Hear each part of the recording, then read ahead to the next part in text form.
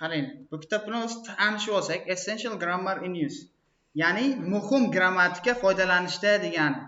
With answers javoblari bilan, oxirida javoblari bor.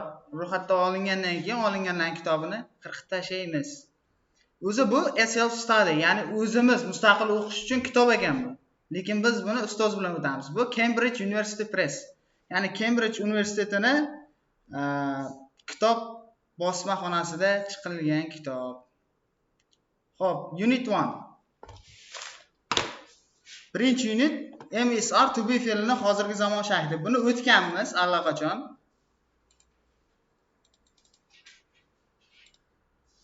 Xo'p.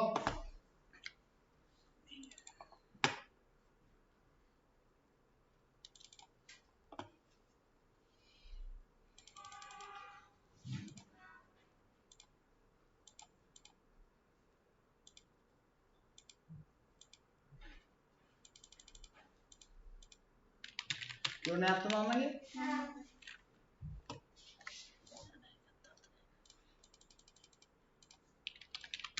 Endi-chi yaxshiroq ko'ryaptimi?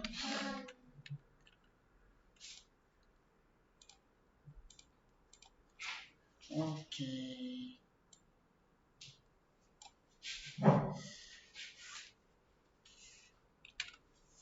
Xo'p. Birinchiga bitta opa I am a doctor deyapti. Xo'p, bitta narsani o'rgatib ketay. I plus am. Bu nima degani tarjimasi? Men man degani edi, to'g'rimi? Endi buni qisqartirib yozsak ham bo'ladi. Qisqartirib, ya'ni bitta virgulcha qo'yib qo'yamizda, buni o'zini qo'yib ketamiz. Bu bitta qisqartirish usuli. Xo'p, ikkinchisi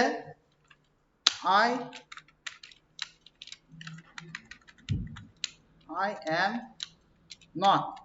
Buni qanday qisqartiramiz? Buni ikki xil usulda qisqartirsak bo'ladi. Birinchi usul not deyishimiz mumkin. Ikkinchi usul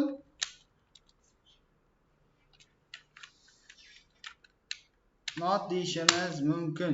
Tushunarli? Xo'p, endi qolgan he-she itlar ham mana shunday bir xil usulda qisqartiriladi.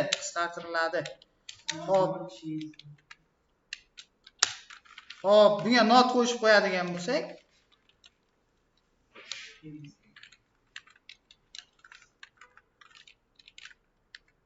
not. Bo'ldi. Kitobda qarab o'zing ko'rib olasizlar. Bunga yoshlaring katta, agar maydaroq bo'lganda bittalab bayoq qilib o'tirardim. Okay? Xo'p, mana shu narsani tushungan bo'lsalaring. Xo'p. I am a doctor. Bu qisqa shaklda, am bu qisqarib ketyapti va I am a doctor.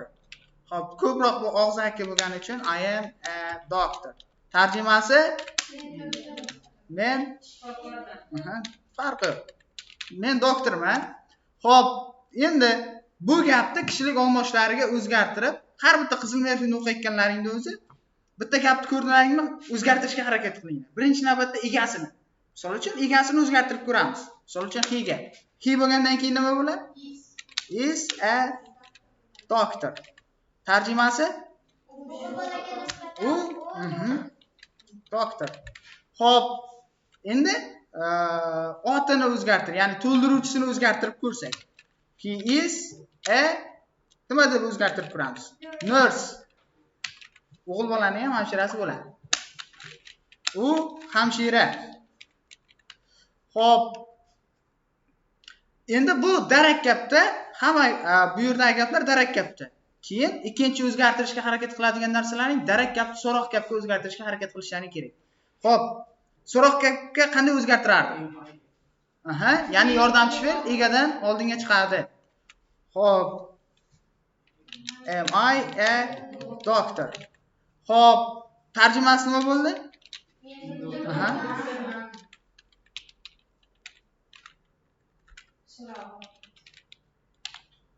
Xo'p, endi bu gapni ikkinchi gap, he is a doctorda so'roq shakliga o'zgartirsak, is he a doctor? U Xo'p. Buni ham sekingina o'zgartirib qo'yamiz. Is he a doctor. Nurse, sorry. U hamshirami? Xo'p, ko'rdilaringmi nima qilganini? Bitta gapni oldim, o'zi bor yo'g'i bu bitta gap, birinchi gap edi. Bitta gapni har xil usulda yozib ko'rdim. Endi meni oldimga mana shu gapni tuzib ber, men doktorman degan gapni tuzib ber desa, kimdir kelib, 10 xil usulda yozib beraman. Tushunarli? Chunki men buni har xil shaklda yozishni o'rgandim. Xo'p, endi buni inkorini yasab qo'ysak. I am not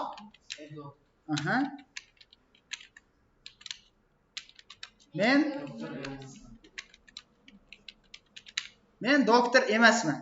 Xo'p, qolganlarini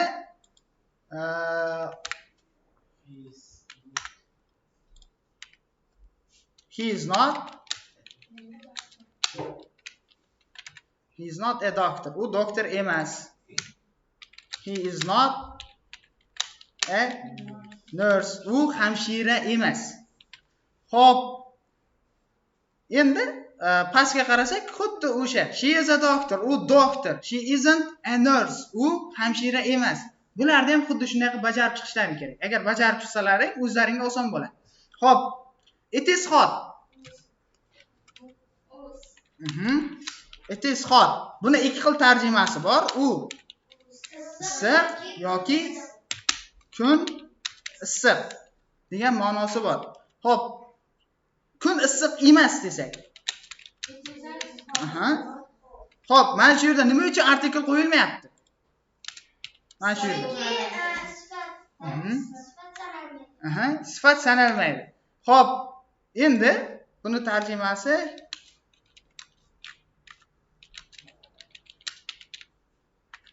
kun issiq emas.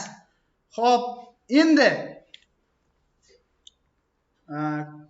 bugun kun issiq emas desak, ya'ni issiq kun emas desak, it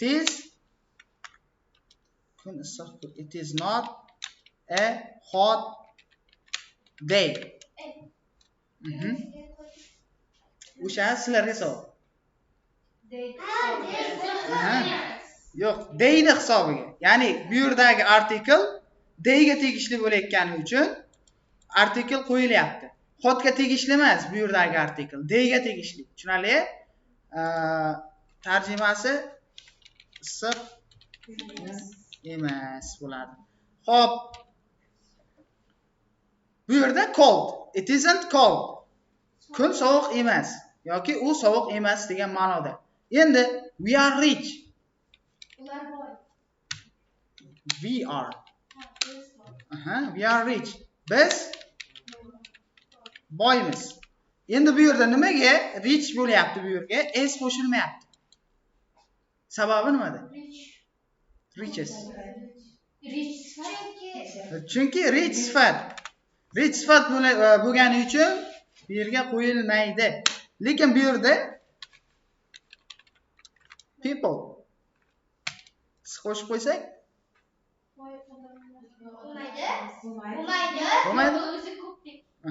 Malades. Xo'p. Endi buni inkor shakllari, so'roq shaklarini yasashni bilasizlar-a?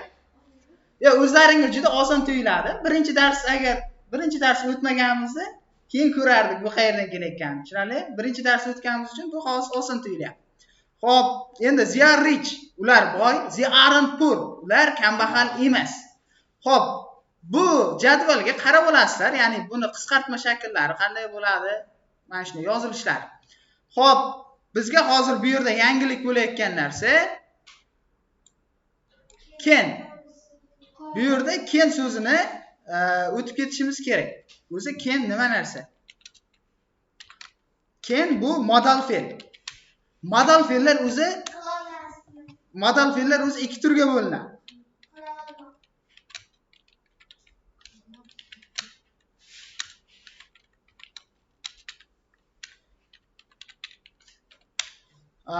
Birinchisi to'liq modal fe'l.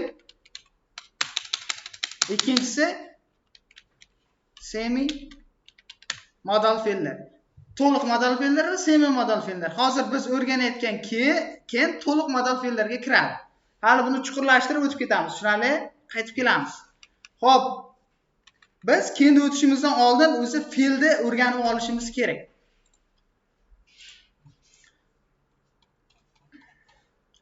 Fe'l haqida to'liq ma'lumot berilgan.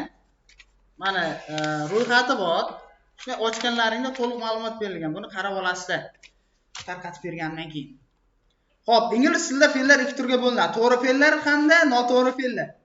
Xo'p, buni o'zlaring o'qib olasizlar ma'lumotni. Bunga vaqt sarflab o'tirmaymiz.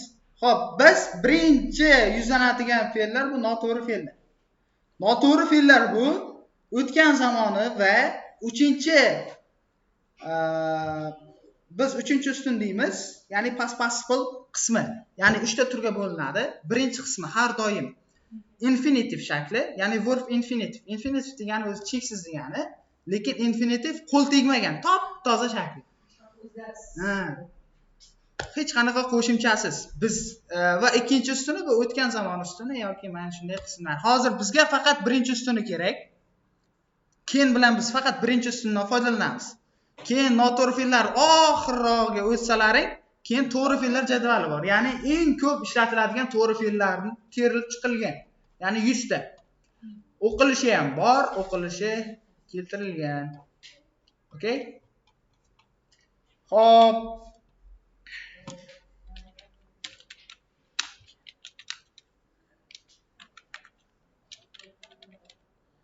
Kendi sherigi bor. Bu kod. Hop, ken.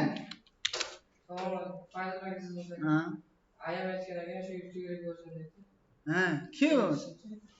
Joy bormi? Hozir tashkillashtiramiz joy bor. Okay. O'zi ken bu yordamchi fe'l. To be borki, emisar. O'shanga o'xshagan yordamchi fe'l. Hop, buni tarjimasi, kendi tarjimasi qila olmoq. Hop, to be ni tarjimasi nima edi? Ikkalasini vazifasi bir xil. Ya'ni egaga qo'shimcha ma'no berish. Hop, tasavvur qilinglar. Bu egalariga nisbatan tustanib o'tirmang. Misol uchun, xohlagan egani olib,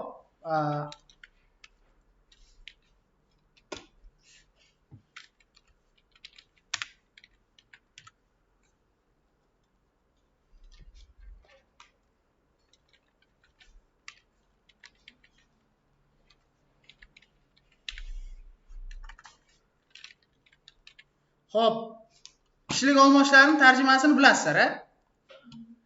Personal pronounsni hamma biladimi tarjimasini?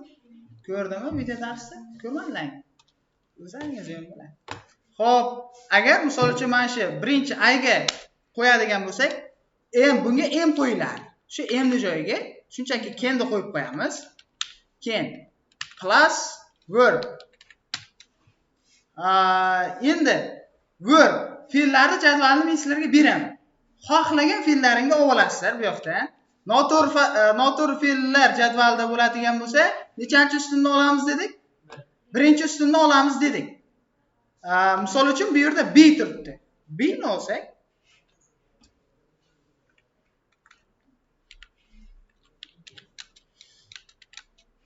I can be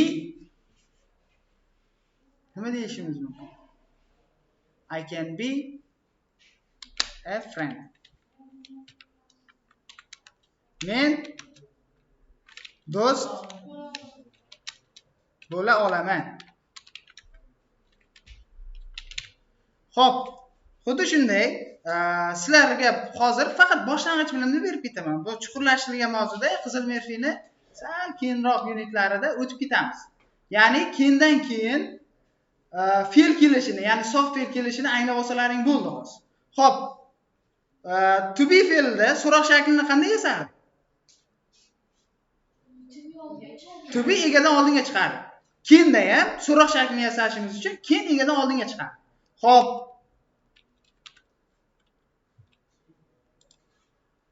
Xo'p, bu yerda ken egadan oldinga chiqqan. Ya'ni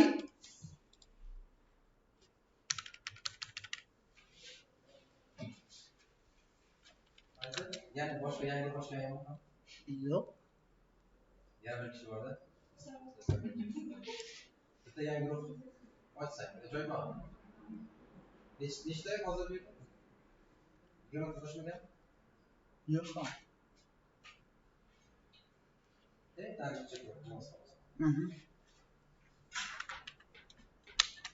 Hop, tarjimasi. Can you close the window?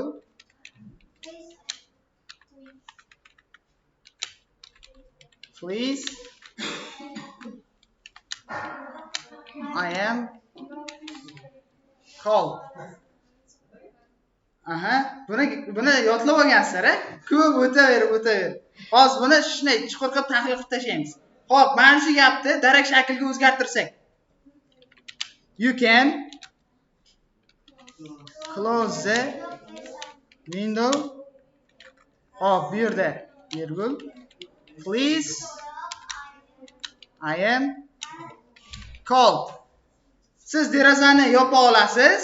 Iltimos, men sovqotyapman. Endi please ni logikni sal ishlatib, please shart emas bu yerda. Olib tashlaysiz ortiqcha narsani. Xo'p, endi bu gapni inkorga o'zgartirsak qanday bo'ladi? To be da nima qilardik inkorni yasash uchun? Not qo'shib qo'yamiz. Bunga ham oson. You can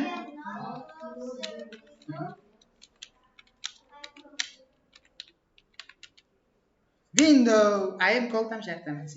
Xo'p, siz derazani yopolmaysiz. Endi windowni joyiga sizlar boshqa otlar ham qo'shalaring bo'ladi. Faqat window bilan ishlatiladi degani emas. Misol uchun you can close the door. Nima degani? Siz yopa olasiz. Tushunaymi? Qo'lingizdan keladimi? Bo'lsa yopa oling. Okay. Xo'p, endi faqat close bilan ishlatamizmi? Buni boshqa fe'llar bilan ham ishlatsak bo'ladi. Xo'p, you can open the Xo'p, siz derazani eshikni ocha olasiz. Mana shunday qilib shaklni qachon professional darajada almashtirishni o'rganasizlar, keyin sizlarga grammatika muammo bo'lmaydi. Ungacha qiynalib, qayta qizil nervini o'qib yuraverasiz. Tushunarlimi? Xo'p. Qaysi gapga keldik? I am 32 years old and my sister is 29. Okay. Xo'p. To be nuqta years old degani nuqta yoshda degani. Xo'p, endi subject olamiz. Xohlagan subjektlaringni olib olaveringlar. Buni farqi yo'q. Misol uchun men I da olsam, I am bu yoqda 32 years old deyapti. Buni tarjimasi men 32 yoshdaman. Endi mana shu gapni hozir maydalaymiz. Xo'p, endi birinchi navbatda hamma o'zini yoshini qo'yib ko'rish kerak. Misol uchun men I am 22 years old. Bitta gap o'rgandimmi, o'shani o'zimga moslashtirishga harakat qilaman. O'sha o'zlaringga moslashtirganlaringdan keyin bu gap o'zlaringga bo'ladi. Men 22 yoshdaman. Endi o'zlaring aytaverasizlar. Okay, shut up. Xo'p, endi boshqa egalarga ham qo'yib ko'rsak, he ga yordamchi fe'l? For example, 15 years old. U 50 yoshda. Xo'p. Endi sizlar bilasizlar, o'zi aslida old degani qo'shimcha. Buni faqat yillar bilan bermasak ham, misol uchun biz ishlatamiz. Bu 2 oylik chaqaloq, bu 3 oylik chaqaloq, bu 4 kunlik chaqaloq. Ularni qaytib aytamiz. hozir o'shalarni ham o'rganib olamiz. Misol uchun bitta tanishlaring keldi, o'g'il bola farzandni. He is. Xo'p, agar oylik bo'ladigan bo'lsa,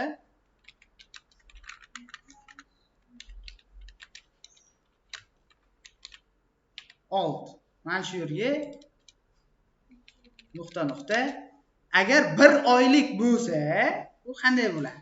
Farqi bor lekin 1 oylik bo'lsa. He is a month old. U 1 oylik. Endi agar u 2 oylik bo'ladigan bo'lsa, he is 2 months, ya'ni oxiriga s qo'shiladi va old bo'ladi. Endi u nima harf? Mana sinab ko'rmoqchi. U 2 oylik. Xo'p, endi kunlik desak ham bo'ladi. He is agar a day old. U 1 kunlik. Xo'p, endi agar u 2 kundan ko'p bo'ladigan bo'lsa, 5 kunlik deydigan bo'lsak, he is 5 oxiriga s qo'shiladi. Days old. U 5 kunlik.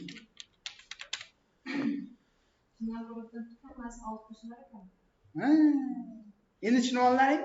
Vaqti murakkab emasmi? Vaqti oson, a? Endi buni so'roq imkonlarini endi o'zlaring yasab olasiz. Endi sizlar o'zlaring qilib jamlab olishlaring uchun ko'proq gap tuzishlaring kerak. Ko'proq dars gap tuzmasalaring o'zlariniki bo'lmaydi. Tushunarli? Okay, endi my sister is 29 deyapti. Endi biz yana o'tishimiz kerak. My degani mening, his degani mening,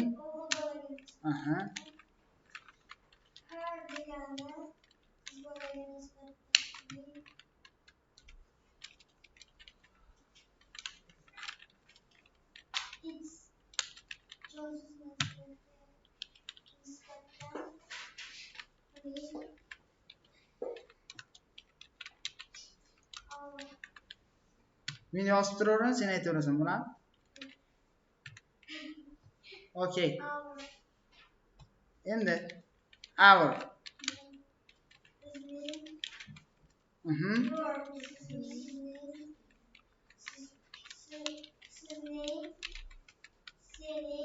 Okay, bittasi bo'ladi.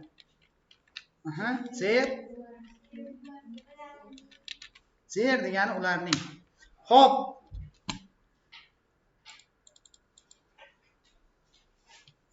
My degani mening, his uning o'g'il bolaga nisbatan, her uning qiz bolaga nisbatan, its uning jonsiz narsalarga nisbatan.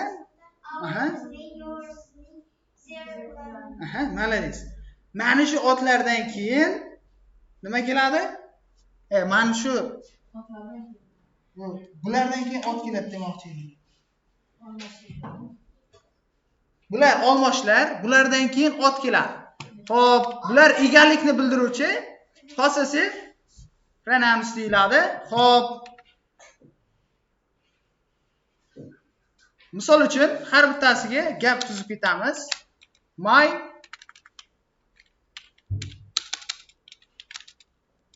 book. Mening kitobim. My books.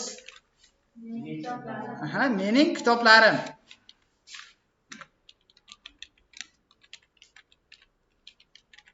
Xo'p, ya'ni bulardan keyin ko'plikdagi otlar ham kelishi mumkin. Birlikdagi otlar ham kelishi mumkin. Lekin ko'plikdagi otlarni oxiriga s qo'shsak bo'ladi, lekin birlikdagi otlarning oldidan artikl ishlata olmaymiz. Tushunarli? Xo'p, endi biz bularni ega sifatida ham ishlatsak bo'ladi. Misol uchun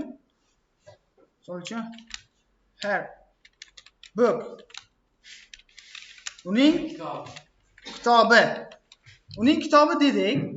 Endi her books. Uning kitoblari. Xo'p, endi uning kitobi yaxshi deydigan bo'lsak. Her book. Bu birlikdagi otmi? Ko'plikdagi otmi? Birlikdagi ot. Aha. Her book is good. Uning kitobi yaxshi. Ya'ni bu shunday deyaptiki, ani it bo'lgan bu boshida is good. U yaxshi. Ya'ni itni joyiga her bookni qo'yib qo'yapti, bo'ldi. Tushunarli? Xo'p, endi buning so'roq shakli qanday bo'ladi? Bunday bo'ladi. Egadan oldinga chiqish kerak, so'roq shakli. So'roq shaklini yasashimiz uchun to be egadan oldinga chiqish kerak. Meni talabalarimda ko'pchilik mana shunday uchraydi. Her is book good deb yozib qo'yadi. Xo'p, aha. Yo'q. Ega her emas.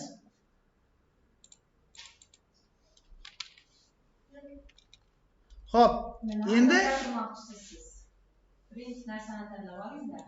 Xo'p, bu birinchi navbatda gapni egasini to'liq topib olishimiz kerak. Bu yerda gapni egasi her book, ya'ni to'liqligicha ega bo'lib kelyapti. So'roq shaklini yasashimiz uchun to be ni shuni oldinga chiqarib qo'yamiz. Xo'p, endi is her book good? Uning kitobi yaxshimi? Endi her books bo'lsa-chi. Bunga is qo'yamizmi, r qo'yamizmi, m qo'yamizmi? Okay, r qo'yamiz.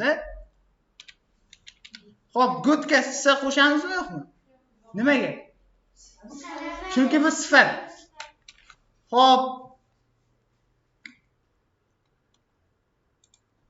inkor kerak bo'lsa, to be dan keyin not qo'shib qo'yasa, bo'ldi. Yaxshi murakkab narsa emas. Xo'p, bu yerda ham xuddi shunday vaziyat bo'lyapti. Qizil verbida aytayapti. My sister is 29. Mening singlim 29 da. Xo'p, nima uchun bu yoqda years old qo'shmayapti? Chunki birinchi gapda son nimani anglatilishini aytib ketyapti. Ya'ni bu son 32 yoshligini bildiryapti. Bu yoqda ortiqcha years old talab qilinmaydi. Tushunarli? Xo'p, men aytsam o'zbek tilida ham mening akam 32 yoshda, men 29 yoshdaman deb qo'ysam, tushunarli? Xo'p, endi my sister is 25 years old. Birinchi har doim o'zlaringga moslashtirishlaring kerak. Mening opam misol uchun 25 yoshdami? My sister is 25 years old deb yozib qo'yaman. My sister is 25 years old. Mening endi bu single bo'lmaydi. Opam 25 yoshda. Xo'p, endi bu singlening joyiga boshqa narsalarni ham qo'yib ko'rishlaring kerak. Faqat single'ni aytishni o'rganmaymiz-ku. My brother is 31 years old. Mening akam 31 yoshda. Xo'p, mana shunday qilib birinchi o'zlaring oilalaringga moslashtirib chiqasizlar, keyin uni o'rganasizlar. Boshqachasiga o'rganib qo'ymang. Tushunarli? Xo'p, bu gap qanday tuzilganini tushunib yetdilar. Mydan keyin misol uchun ko'pchilik uchraydi. My is sister 27 years old deb qo'yadiganlar ham bor. Mana shunday qilmanglar, iltimos. Tushunarli? Bu xato bo'ladi. Mydan keyin har doim ot keladi. Otdan keyin esa to be keladi. Tushunarli?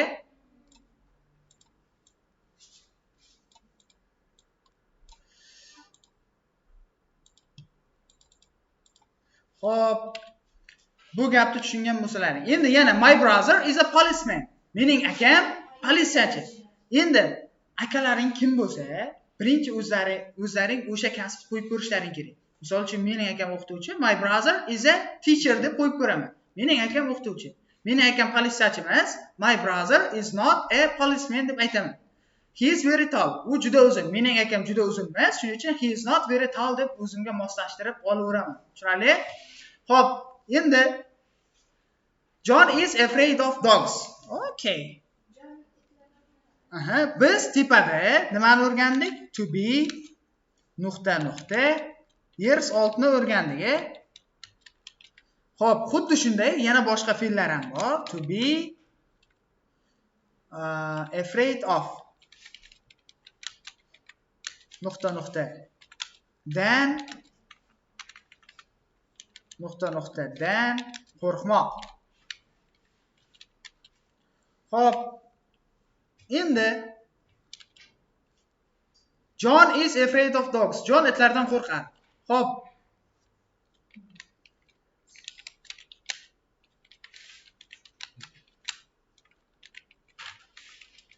John itlardan qo'rqadi dedik. Johnning joyida nima bo'lgan? He is afraid of dogs bo'lgan. Birinchi shakliga qaytyapmiz. Xo'p, endi buni joyiga mening akamni qo'yib ko'rsak bo'ladimi yo'qmi? Nima farqi bor? Egasini shunchaki o'zgartirib qo'yamiz. My brother is afraid of dogs. Endi bu mening akam itlardan qo'rqadi. Endi mening akam itlardan qo'rqmaydi misol uchun. Shuning uchun mening akam itlardan qo'rqmaydi desak, my brother is not afraid of dogs. Endi faqat itlardan, lekin mening akam ilonlardan qo'rqadi. Mening akam ilonlardan qo'rqadi deb aytsak bo'ladi. My brother of snakes. Mana shunday qilib o'zgartirib olish kerak. Tushunarli? Birinchi navbatda o'zlaringga moslashtirasizlar, undan keyin o'sha bilim sizlarga bo'ladi. Afraid of ham tugadi, to'g'rimi? Endi buni ko'plikka. Misol uchun, meni opam ilonlardan qo'rqadi. My brother and sister are afraid of snakes. Mening akam va opam ilonlardan qo'rqadi. Tushunarli? Ya'ni bu yerda mana shuncha qism ko'plik bo'lyapti. Ya'ni ikkalasi bitta ega. O'shaning uchun ko'plik. Misol uchun bitta savolda afraid of degan masalan qo'rqmoq deydi, to'g'rimi? Ofdan keyin doimiy bilamizki, ot keladi. Lekin afraid dan, ya'ni ilondan degan so'z, o'zidan degan so'z o'zi from deydi. O'sha afraid of o'zi nima? Qarang. Of bilan kelgan hisobida deydi. Okay. Juda zo'r savol. To'g'ri savolda. Xo'p, bu afraid of'da kelib chiqish tarixi bor buni ham. Xo'p. Esda qolish uchun qilmadimda, menga qiziqdi. Men o'zim ham shunday deb o'rgatdim. Lekin men hech qanday qiziqdi. Xo'p. Buzi of so'zi o'zi aslida ning degan. Ha, shunday. Xo'p, afraid bo'lsa bu yerda sifat ma'nosi. Bu sifat. Afraid degani qo'rquv degani. Xo'p, endi to'g'ridan-to'g'ri tarjima qilsak, ilonning qo'rquvi, itning qo'rquvi deb tarjima qilinadi. Xo'p, o'zbekchaga to'g'ridan-to'g'ri so'z orqali tarjima qilsak chiqmaydi, lekin yaxshiroq tarjima chiqish uchun tarjimonlar dan qo'rqmoq deb bergan. O'zi aslida ilonning qo'rquvi, itning qo'rquvi degan ma'noni anglatadi. Tushunarli? Yaxshi tarjima qilish uchun men shunday qilib ketgan. Misol uchun, siz from deyapsiz-ku, uning ham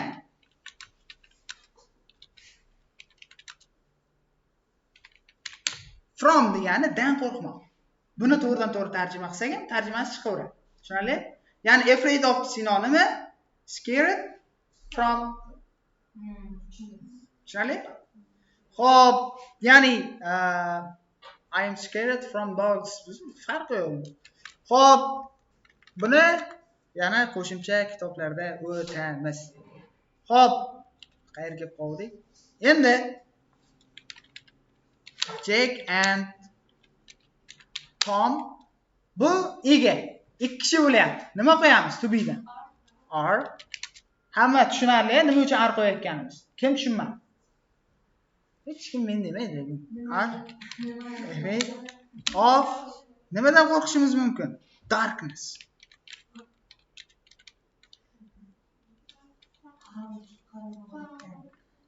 Aha. Jack. Aha. Ya'ni zulmatdan.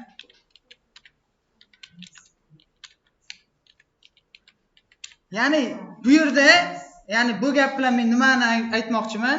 Ya'ni afraid ofdan keyin faqat hayvon emas, boshqa narsalar ham qo'ysak bo'ladi.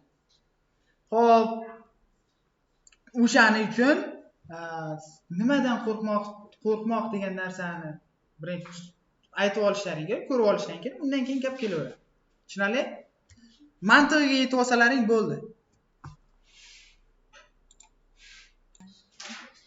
Okay. Mana shu narsani tushunib oldingmi? Muammo yo'qmi? Mana shuni so'roq shaklini yasayotganda qanday yashaymiz? Yo'q, shart. Artikl yo'q-ku bu yerda. To be. Ya'ni are mana shu yerga keladi. Jackdan ham oldinga chiqib ketadi. Chunki mana shu Jack bilan Tom birgalikda ega ma'nosida kelyapti, tushunarli? Xo'p. Juda tez tushunadigan odam ekansizlar-da. Oldin o'tganmizlar deyman-a.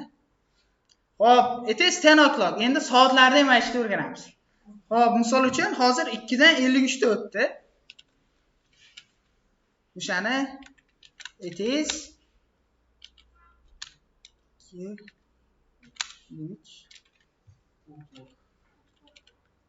qanday yozilgan? O'clock.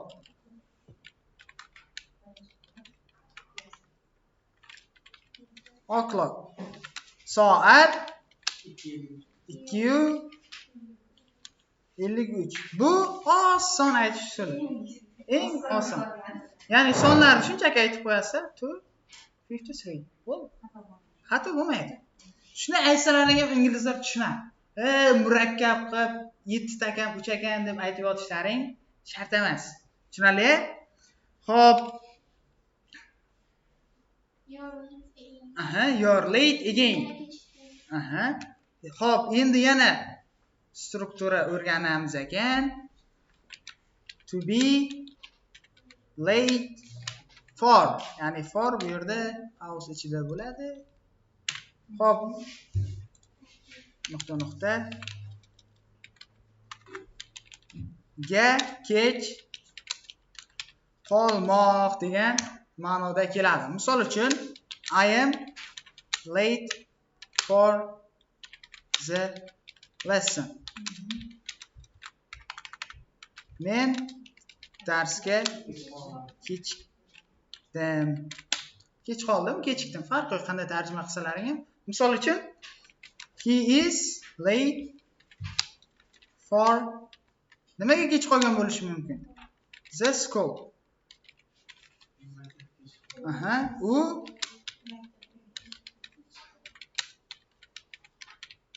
Xo'p, endi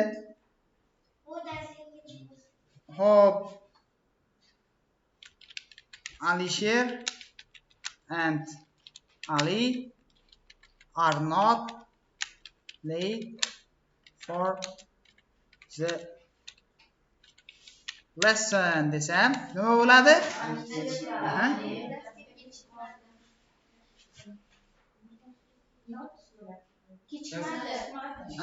Alisher va Ali darsga kechikmadi bo'lyapti. Chunki bu yerda not bor. Buning ham inkori shunday yoziladi.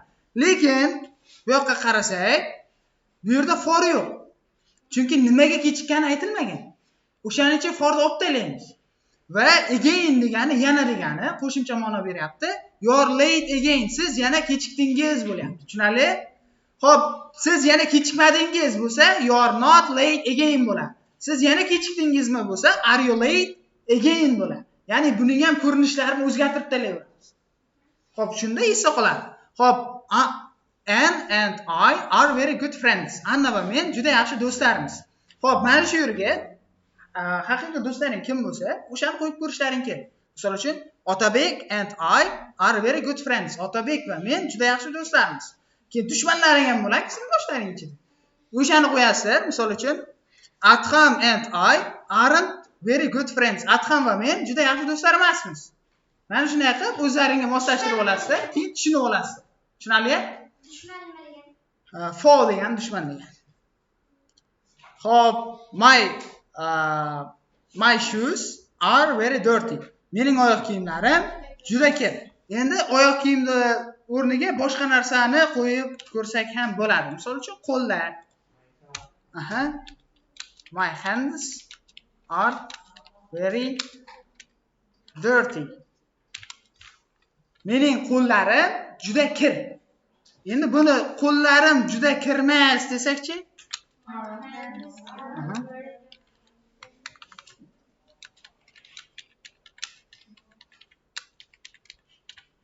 Mening qo'llarim juda kir emas. Mening qo'llarim kirmi desakchi? My hands. Mening qo'llarim juda kirmi bo'lsa, are my hands very dirty. Bo'ldi, qiyin joyi yo'q buni. Endi buni joyiga birlikdagi, ya'ni men bitta qo'lim kir bo'ladigan bo'lsa, my hand is very dirty. Mening bitta qo'lim kir. Xo'p. I must clean them. Buni ham tushuntirib berishim kerak. Xo'p, boya can o'tdik, to'g'rimi? Nima dedik uni? Modal fe'l dedik, to'g'rimi? Must dan bu yerda modal fe'l. Buni tarjimasi kerak, shart, lozim deb tarjima qilinadi. Faqat buni darajasi bor. O'zi modal fe'llar kuchlilik darajasi bo'yicha foizlarga bo'lib, bu yerda azar kitobida o'tilgan. Buni foizi qilish zarur. Nega? 90%. 90%. Tushunarli? 90% qilish kerak. Qilsa yaxshi bo'ladi. Qilmasa yomon bo'ladi. Tushunarli? Xo'p. Bundan keyin ham fe'l keladi. Fe'l nimaligini bilasizlarmi? Fe'llarni qayerdan topasizlar? Mana shu narsani chiqarib bergandan keyin shuni ichidan topib olasizlar. Tushunarlimi? Qo'limda turibdi-da, shuni aytyapman.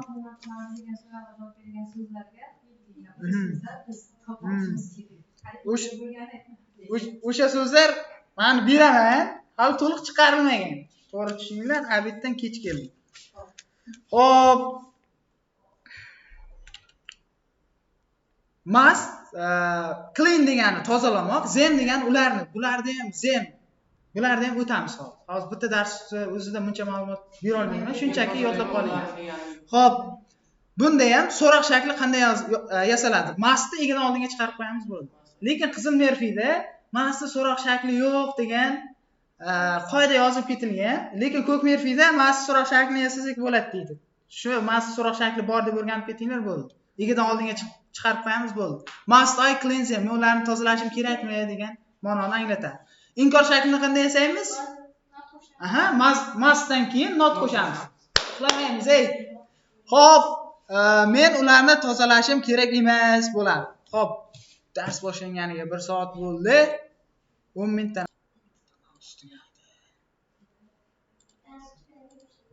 Okay, mana shu yerga kelib qoldikmi? Okay. Tired degani xo'p, charchamoq, ya'ni to be bilan kelsa charchamoq degan ma'noda keladi. Xo'p, charchamoq. Xo'p, hungry bo'ladigan bo'lsa och qolmoq. Och qolmoq. Nima? Xo'p, I am tired. Men charchaganman, but ammo. But degani but bog'lovchi. But bog'lovchi, lekin qanday bog'lovchi? But'ni bir tomoni plus bo'ladigan bo'lsa, ikkinchi tomoni обязательно minus bo'lishi kerak. Ya'ni plus bu darak gapga tegishli, ya'ni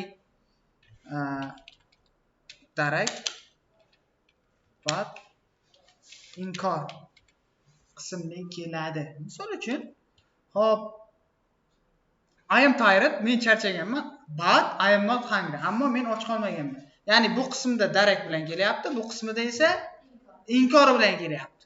Hop, Tom isn't interested in politics. Hop, tarjimasini bilasiz, oldin tugatganmisiz deyman. Hop, to be interested in. Buni menimcha o'tgan safar ham tushuntirib berib ketganman. Ga qiziqmoq. Hop, lekin bir narsani tushunishlaring kerak. Ya'ni bitta qoidani yozib olasizlarmi, yodlab olasizlarmi? In bu predlog. Hop, predlogdan keyin agar fe'l keladigan bo'lsa, unga har doim ing qo'shiladi. Tushunarli? Hop, hozir qisqagina qilib tushuntirib ketaman. Misol uchun, I am interested in football. Tarjimasi, men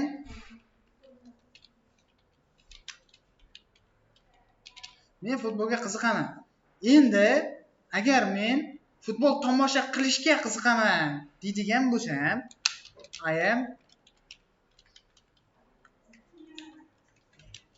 in deymanda, tomosha qilmoq nima degan? Watch. Tomosha qilmoq, watch fe'lini olamiz va unga ing qo'shib qo'yamiz. Watching football. Men futbol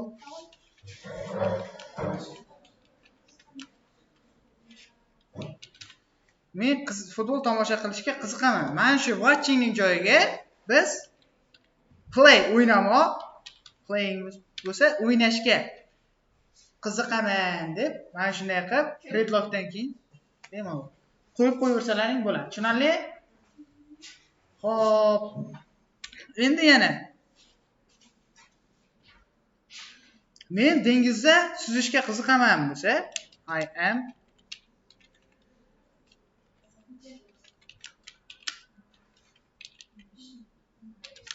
swimming in the sea. Men dengizda suzishga, cho'milishga qiziqaman yoki sayohatga chiqishga qiziqaman bo'lsa yoki Toshkentga borishga qiziqaman desa, I am going to Toshkent. Tushunarli? Agar biz mana shu ing dan keyin fe'l qo'yadigan bo'lsak, har doim unga ing qo'shamiz. Chunki predlogdan keyin har doim fe'lga ing qo'shiladi degan gap bor. Qoida bor. Tushunarli? Bu narsa bizga ko'proq murakkab gap tuzishimizga yordam beradi. Xo'p. Yana.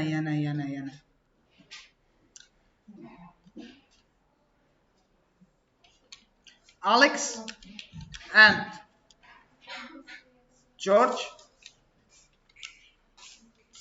are not interested in. George bilan Alex nimaga qiziqmaydi desak bo'ladi? Nima deb o'ylaysiz? Nimaga qiziqmasligi mumkin George bilan Alex? O'zbekistonga kelishga qiziqmasligi mumkin, to'g'rimi? Xo'p, tashrif buyurmoq nima degani? Visit. Endi bunga nima qilamiz? Visiting to Uzbekistan. Xo'p, endi yana bitta bog'lovchi kerak bizga. Endi buni nima uchunligini aytib ketishimiz kerak. Ya'ni bu because, chunki, it is boring. It is a boring country.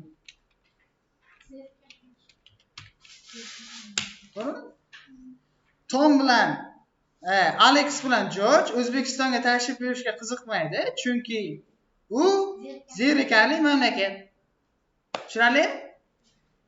qachon gaplarda haqiqatni gapirishni o'rganib olsalar, keyin gap tuzib ketish oson. Tushunarli? Okay. Xo'p, interested in ketdi. Politics nima degani? Siyosat degani. Tushunarli? Siyosatchi bo'lsa politician. Xo'p, endi Jane isn't at home. At home degani uyda degani. Xo'p, bergan listimda tarjimalari bor. At home uyda. Xo'p, at the moment degani nima degani? Ayni vaqtda, shu vaqtda. Tom, Jane ayni vaqtda uyda emas, u ishda. Xo'p, endi Jane joyiga, misol uchun, uylaringda akangni yoki opangni o'rtoqlari chaqirib keldi. Shunday payt, akang qayerda? Opang qayerda deb so'raydi, to'g'rimi? Uyda emas deb aldayveramiz. Shunday paytda my brother is not at home at the moment deymiz. Tarjimasi?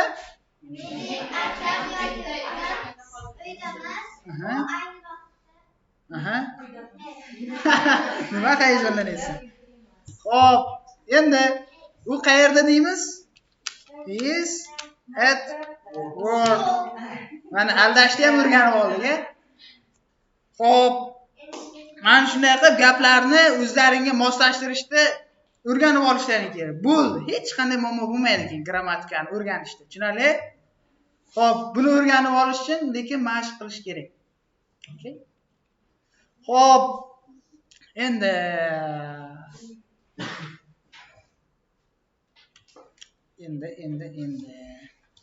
juda qiyin joyga keldik. This degani bu ko'rsatish olmoshi, bu degani ya'ni yaqindagi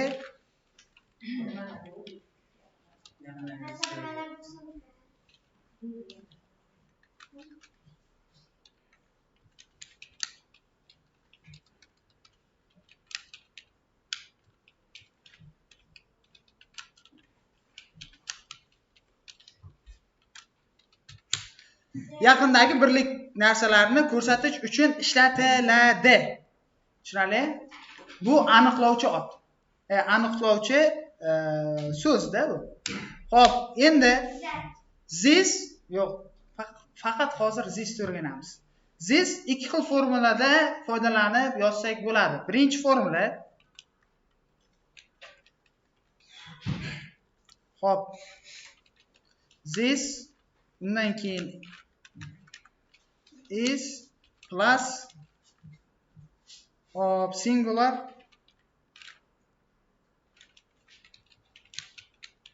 noun. Hop. This is plus singular noun. Nima degani? This isdan keyin birlikdagi ot keladi degani. Agar bu gapga ozroq shakar yoki ta'm qo'shmoqchi bo'lsak, bunga adjektiv qo'ysak bo'ladi. Hop. Keyin bundan keyin plus predloglarni ham qo'shib qo'ysak bo'ladi.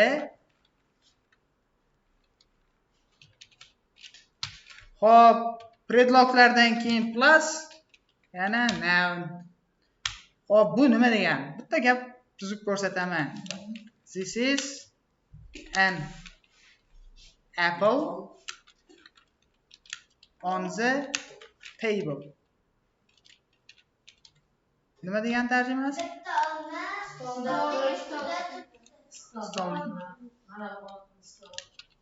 Stolda olma. Aha. Shunaqa bo'ladi.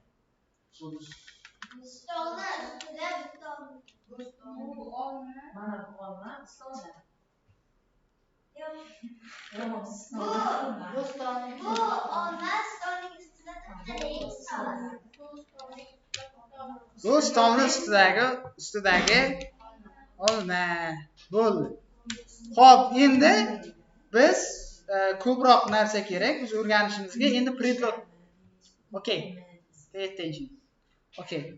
Endi bizga ko'proq predloglar kerak. On nima degani? Ustida, in, ichida, under,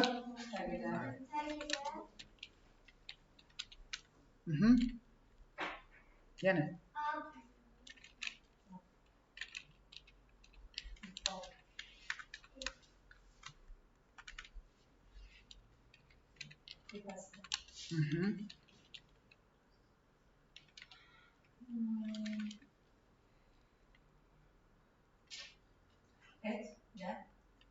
Yo'q. Bunga kerak emas. Hozir bunga kerak emas. Xo'p, mana shu oddiylarini o'rganib olinglar. Xo'p, on degani ustida, in degani ichida, under degani tagida, above degani tepasida. Xo'p.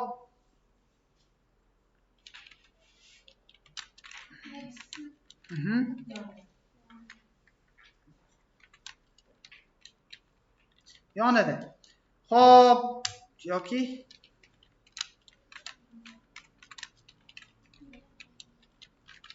Xo'p. Predloglar qisqasi cheksiz. Cheksiz. Muhimi bulardan keyin predloglardan keyin agar ot keladigan bo'lsa, har doim z ishlatiladi. Tushunarli?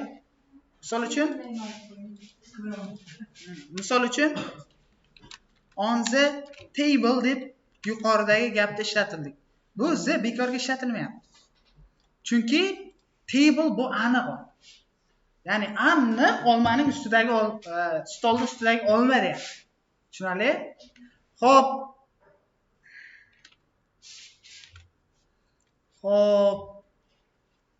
Misol uchun endi bunga bitta gap tuzib berdim. This is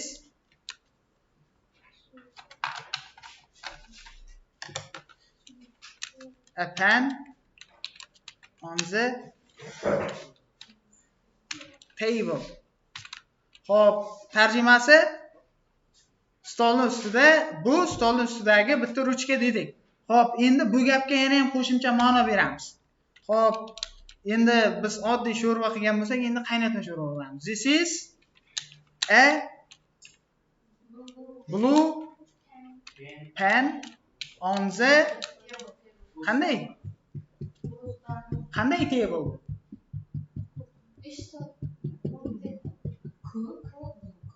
Yo'q, qanday table? Rangi qanaqa? Brown. Brown deyveraymi? On the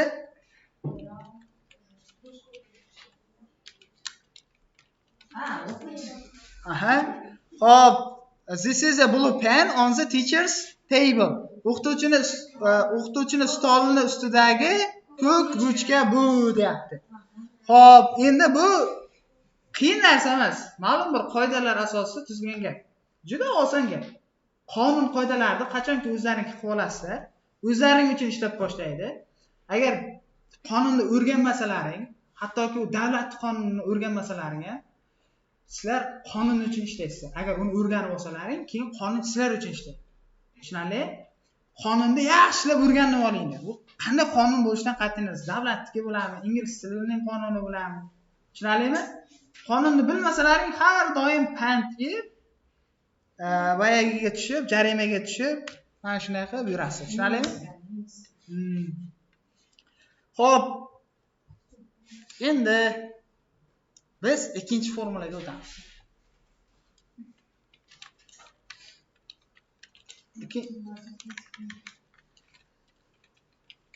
Ikkinchi formula this plus noun plus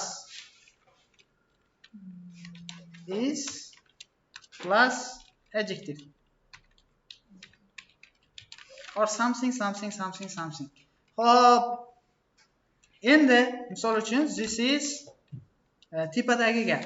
This is a blue pen deydigan bo'lsak, bu ko'k ruchka.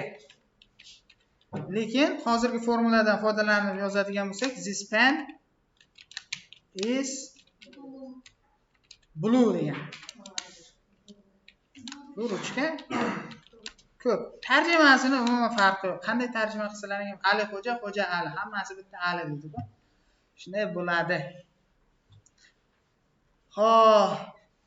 Bu bitta ko'k ruchka, bu ruchka ko'k.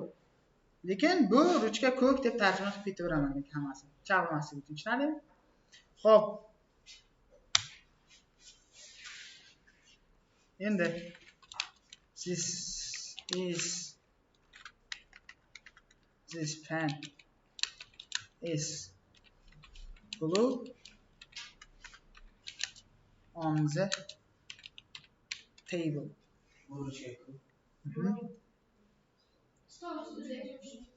Bu stol ustidagi ruchka ko'k. Bu stol ustidagi ruchka ko'k. Stol ustidagi ruchka bu ruchka ko'k. Stolni ustidagi ruchka. Bo'ldi? Gapirib bo'ldingmi? Okey, yaxshi. Endi biz 3-formulamiz ham bor. Predloglar bilan keladi. Okey. Bu lekin deyarli C1 darajadagi formula desak ham bo'ladi. This pen deymiz on the mana shu bundan keyin predlog, xohlagan predloklaring in on qisqasi bu umumiy sizlarga formula qilib bersam noun plus predlog under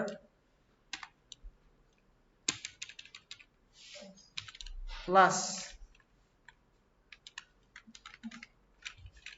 is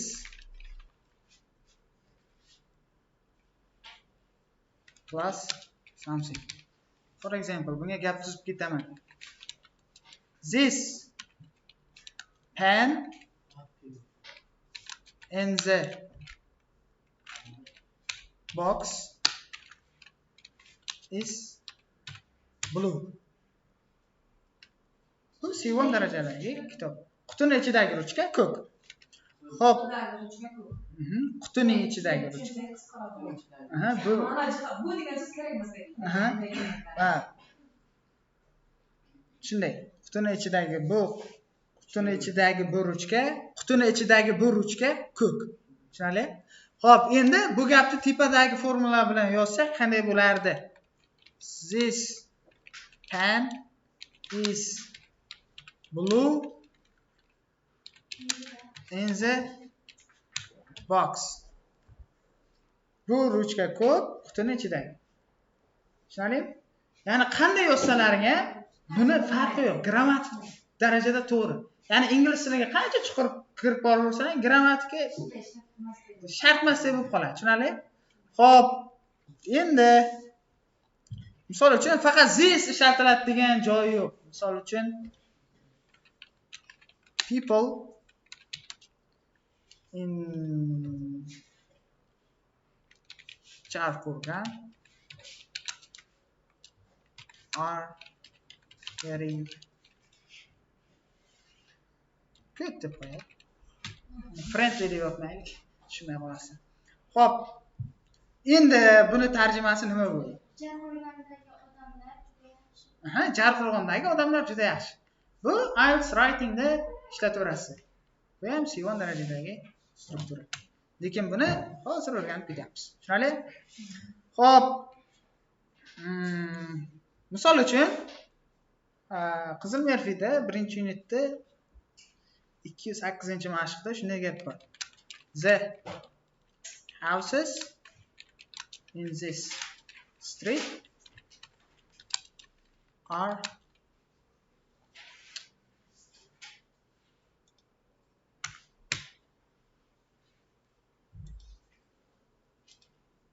very old.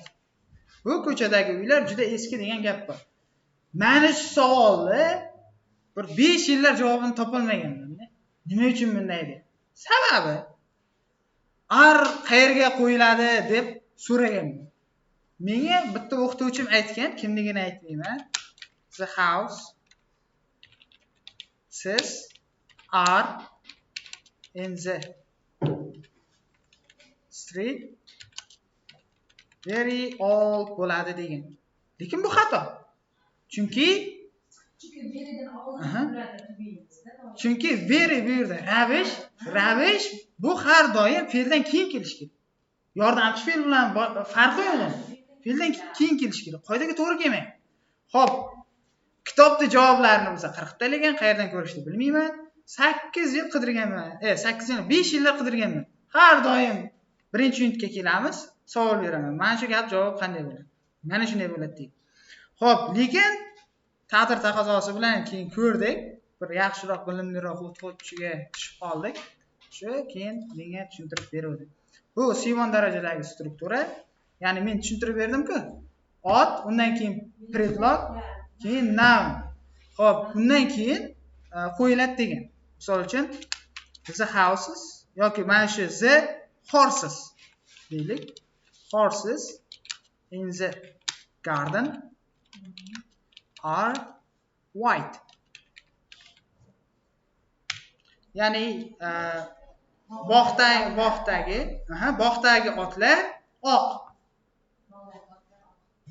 Ya'ni bu shunchaki qo'shimcha ma'no, extra information.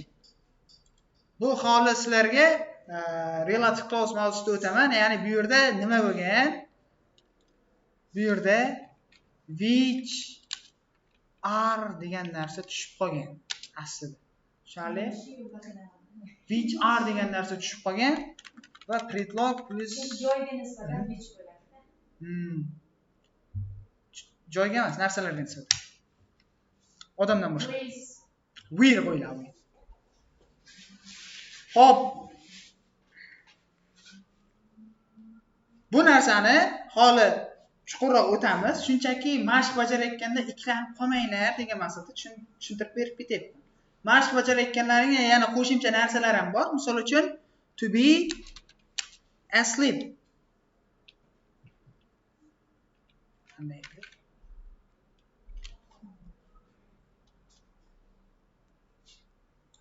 The dog is asleep degan gap bor edi. Asleep. To be asleep degani uyquda. Uyquda bo'lmoq. Xo'p, tepada o'rganib ketganimizdek, to be interested in mana shunday gaplar borku, to be afraid of. Bu ham shunday, to be asleep. I am asleep bo'lsa, men uyqudaman. Yoki my mother is asleep bo'ladigan bo'lsa, mening onam uyquda. Xo'p, bu agar yoki my brothers are asleep. Mening akalarim uyquda. Tushunarli? Okay? It's not a problem. Mana shunday qilib o'zlaringga moslashtirib chiqishlaring kerak. Tushunarli? Juda o'tlab ketdik. Ya'ni sizlarga zistni A1 darajadagi strukturasidan tortib C1 darajadagi strukturasigacha o'rgatdim. Tushunarli? Okay. Endi buni Z ham bor.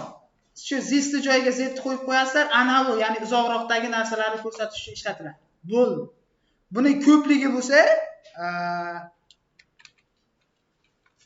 zistni ko'pligi these cho'zib aytiladi. Zni ko'pligi bo'lsa those. Xo'p, tarjimasi ana bu. Buni tarjimasi bu. Tarjimasida farqi yo'q, faqat ishlatilishda ingliz tili grammatikasida ko'plik va birlik. Ya'ni bular deb tarjima qilsak o'zbek tiliga tushmaydi. Shunchaki bu deb tarjima qilib ketinglar, tamom. Xo'p.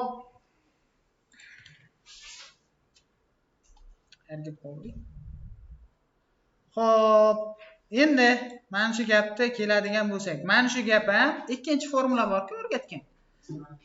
Zisdan keyin ot keladi degan. Ya'ni zosdan keyin ham ot keladi, ko'plikdagi ot.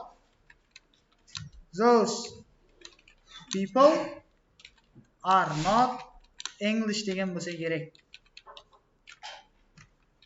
are not English. Buni tarjimasi ana bu odamlar ingliz emas. Xo'p, endi buni birinchi strukturaga aylantirib qo'ysak, those are not English people. Ana ular inglizlar emas.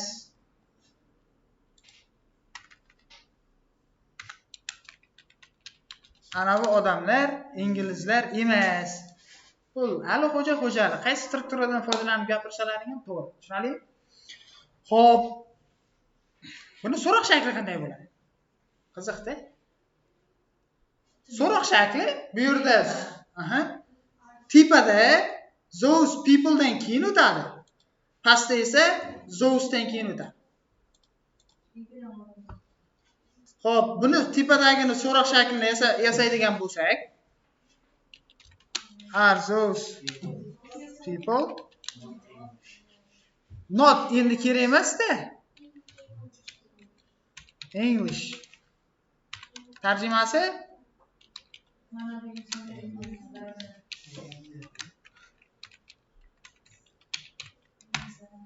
inglizmi yoki inglizlarmi? Farqi yo'q. O'zbekchani uncha tushunmayman-da men. Xo'p, are those English? Are those English people? Ana ular ingliz odamlarimi? Bo'ldi? Tushunib oldingizmi? Qiyin emasmi? Okay. Qiyin bo'lmasa, ko'ramiz kelasi dars. Qanday o'qib kelasizlar? They are Australian. Ular Avstraliyalik. Xo'p. Misol uchun, endi qishloqda o'zimizda ko'p shunday gap bo'ladi. Xo'p. Those are tojik. Ana odamlar tojik yoki those are Uzbek. Nimaga bu katta? Uzbek. Xo'p. Ana odamlar tojik, ana odamlar o'zbek. Buni so'roq va inkorini qanday yasaymiz? Ya'ni people общий mana shu egadan oldinga chiqib ketamiz. Chunki mana shu yerda ega ikkalasi bitta ega bo'lib kelyapti. Tushunarli? Xo'p.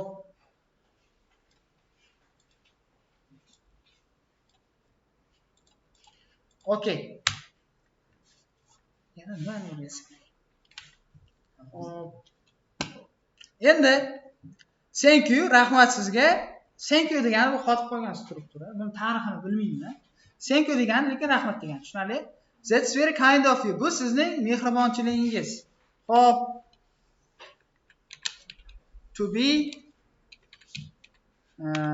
kind of something ning mehribonchiligi. Degan ma'noda keladi. Rahmat sizga, bu sizning juda mehribonchiligingizdir, deyapti. Look, qara, there is George. Qara, George, ana bu yerda George yoki ana bu George deb tarjima qilinadi. Bu o'zbek tiliga. Lekin aslida qara George bor degani so'zma-so'z tarjima qilsak, lekin o'zbek tilida bu struktura bo'lib kirgan va qara ana bu George deb tarjima qilinadi. Tushunarli? Buni joyiga shunday ko'rib qolasiz. Misol uchun bitta oshdan 2 kun oldin Rossiyada edi. Xo'p, bugun uyga keldi. Shunday ikkita oshdan bilan ketyapmiz mashinada. Keyin qarayapman. Qara, ana Otabek deyapman. Look, there is Otabek. Biz hayratlanib aytyapmiz. Bo'ldi.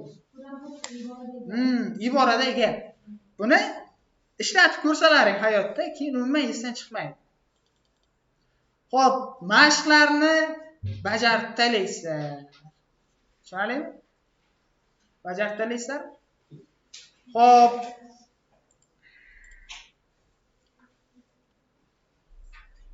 Kim mashq bajarishga tushunmaydi?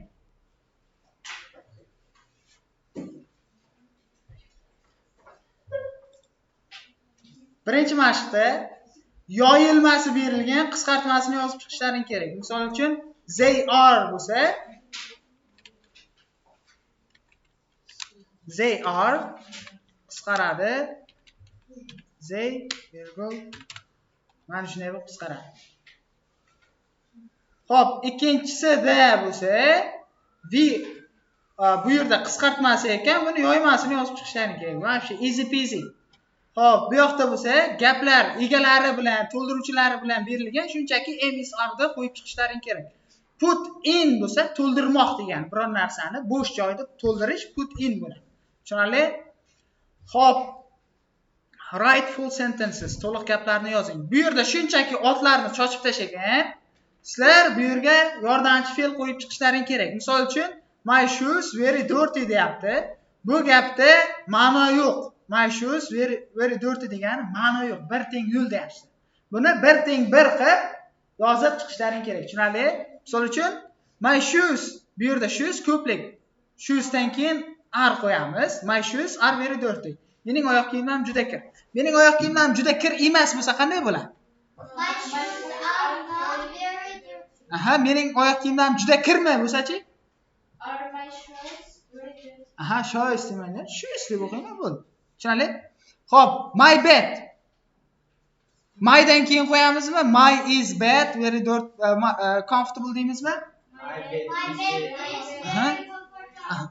Aha, comfortable emas, comfortable. Tushunarli? Comfortable. Okay? Xo'p, your cigarettes in your bag. Qayerga qo'yamiz bu yerda? Your cigarettes are in your bag. Aha. Chunki bu yerga nimaga ar qo'yiladi? Cigarettes. Cigarettes es qo'shilyapti. Aha, bitta sigaretingiz sumkangizda bo'lsa-chi? Is. Your cigarette is in your bag bo'ladi. Tushunarli? Tushunib bajaringlar. Mayli? Shunchaki orqasiga javoblarni ko'chirib qo'ymaydi. 1 yillikda 1 yil dars qilmayman deb bitta bola bor edi. Butun kitobni to'ldirib chiqqan edi. Orqasidan ko'chirib. Tushunmaydi. Dars qilganmisan, qilganman. Keyin o'qituvchimiz bilib qoldi-da. Rosa urdi-da. Xo'p, keyin 1-4. 1-4da qayerga nima qo'yishlaring kerak bo'lsa, mana shuni chizib chiqqan. Endi bu haqiqatda aytishlaring kerak. Bu gapda haqiqatda yozib chiqishlaring kerak. Chunki ozroq dunyoviy bilim ham kerak. Parij Fransiyaning poytaxtimi yo'qmi? Parij ne poytaxti qayer? Fransiyaning poytaxti. Parij. Sorry. Okay. O'zbekistonning poytaxti qayer?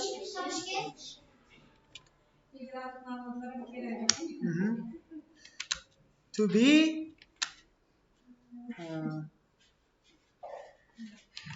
capital of hozir sizlarga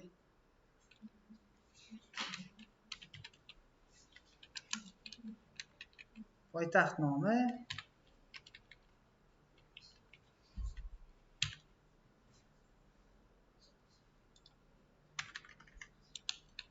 is was keyin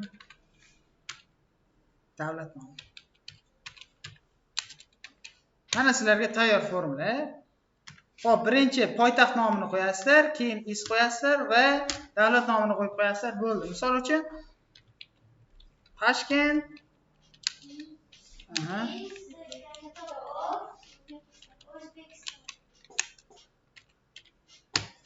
Bo'ldi. Xo'p, endi Samarkand is not the capital of Uzbekistan. Okay? Tushunarlimi? Xo'p, misol uchun Tojikistonning poytaxti qayer? Aha.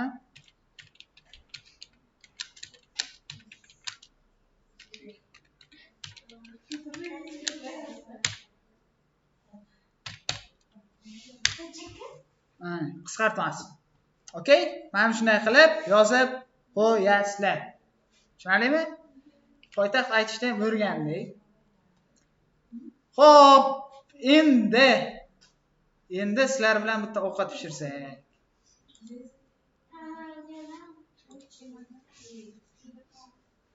Xo'p.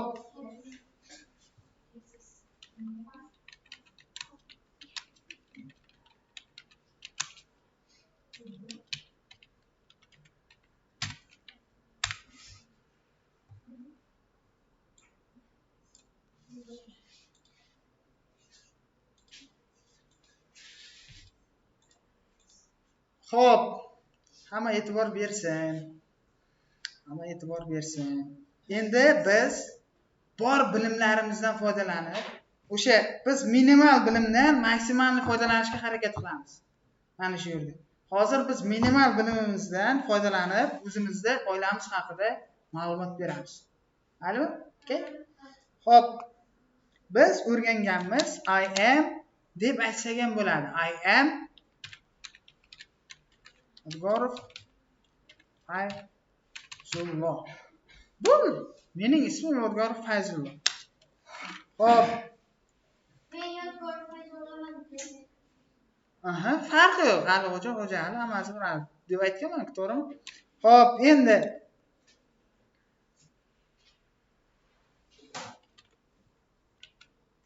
Xo'p, I am an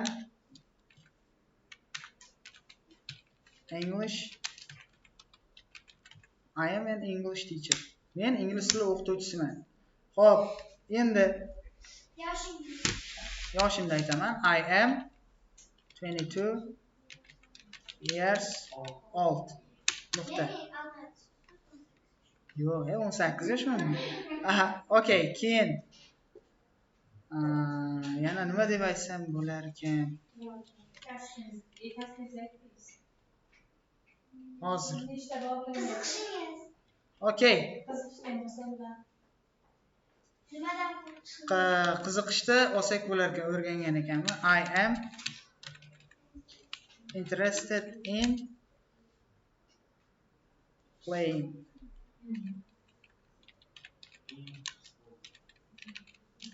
football and yes go. Hop endi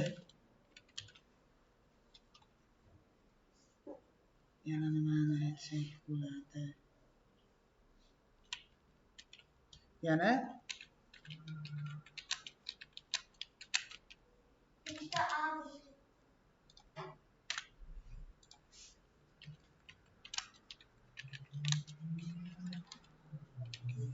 Svet o'chib qoldi. Otabek and I are very good friends. Aha. Hop, endi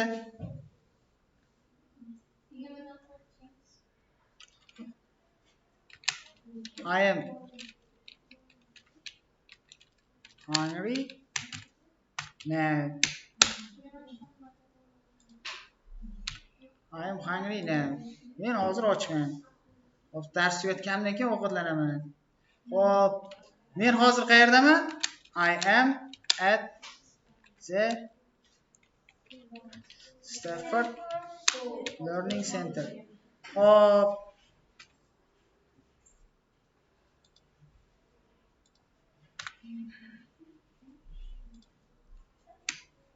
Hop, endi yana men nimadan qo'rqishimni ham aytsam bo'lar ekan, I am afraid of nothing.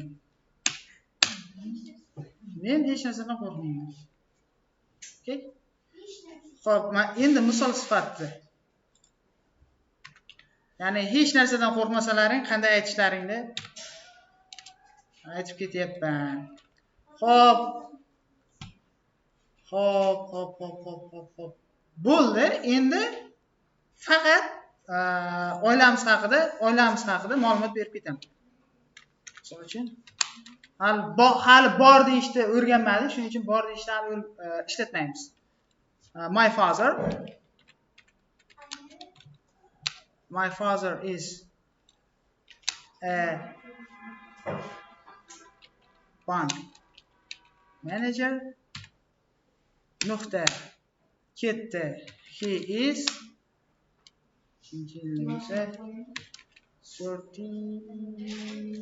55 years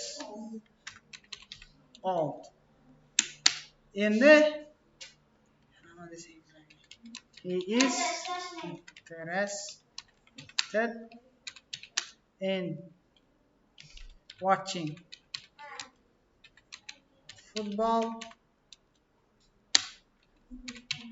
in the stadium. Hop.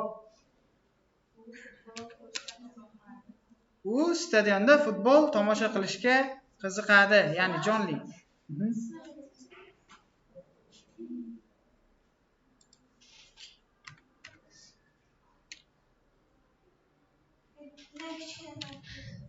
Bu yoqdan qo'shib ketamiz ekan.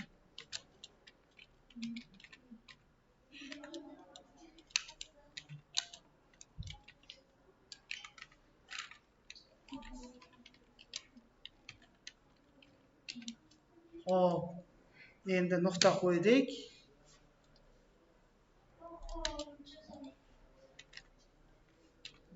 Ya'ni shuncha o'rgangan narsamizdan foydalanib yozib ketsak bo'ladi, shuncha uzun gap. He is a bank manager. He is 55 years old. He is interested in watching football in the stadium. He is afraid of my grandmother. Hop, endi yana menimcha bo'ldi. Hali yozsak yozib ketaveramiz. Endi dadam haqida ma'lumot bergan bo'lsam, endi onam haqida. My mother is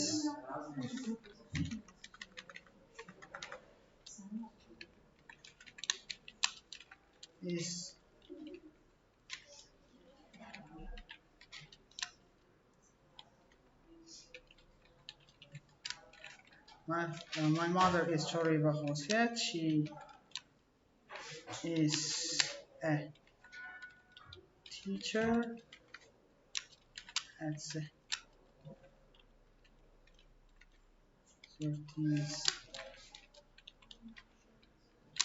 school.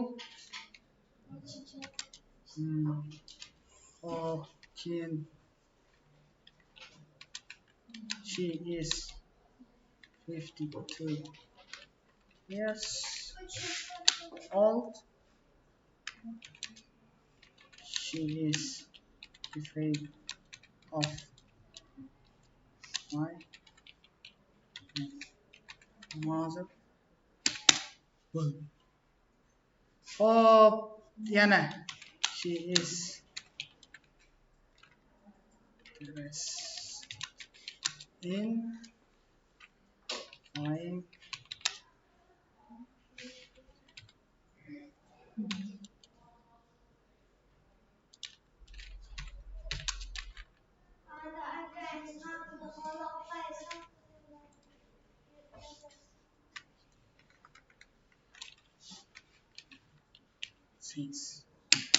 hop, mana shunday qilib butun oilalaring haqida ozgina o'rgangan narsalarimizdan foydalanib mana shunday tekst yozsalaring bo'ladi. Hozir biz birinchi unitda o'tdik. Nechta so'zli bo'lib ketdi ekanman. Hali faqat uydagilar otam bilan onam haqida 105 ta so'z bo'libdi. Hali 3 kishi haqida ma'lumot berdim. Hali ma'lumot bersalaring, qo'shnilaring haqida ma'lumot bersalaring ham bo'laveradi. Tushunarli? Ha, xuddi shunday qarindoshlaring haqida ham ma'lumot bersalaring bo'ladi. Bu sizlarga ingliz tilini o'rganishga yordam beradi. Tushunarli? Oson usulda. Xo'p, bilmasam endi necha daftar bo'lsa. Yozsalaring o'zlaringiz foyda. Ya'ni sizlar grammatika o'rgatdim mana. O'shandan hayotda qo'llashlaring kerak. Hayotda qo'llamasalaring o'rganmaysiz. Okay? Ya'ni speakingga ham sekin-sekin qadam tashlab ketaveramiz. Tushunali? 5-unitga borganimizda ishonaveringlar, bemalol 3-4 varaqlik narsa yozishni o'rganasiz. Hozirdan mana shu o'rganayotgan bilimlaring bilan. Tushunali? Keyin writingda qiyin bo'lmaydi. G'oya kelmayapti deb yotmaysiz.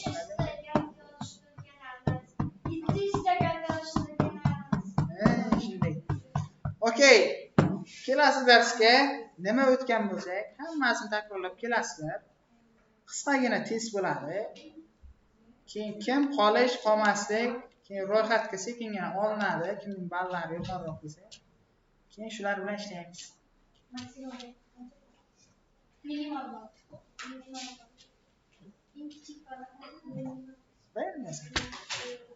Test tuzilgan tayyor, lekin qancha bo'lishini aytibman, bilmadim. Xo'p, so'zlarni bergan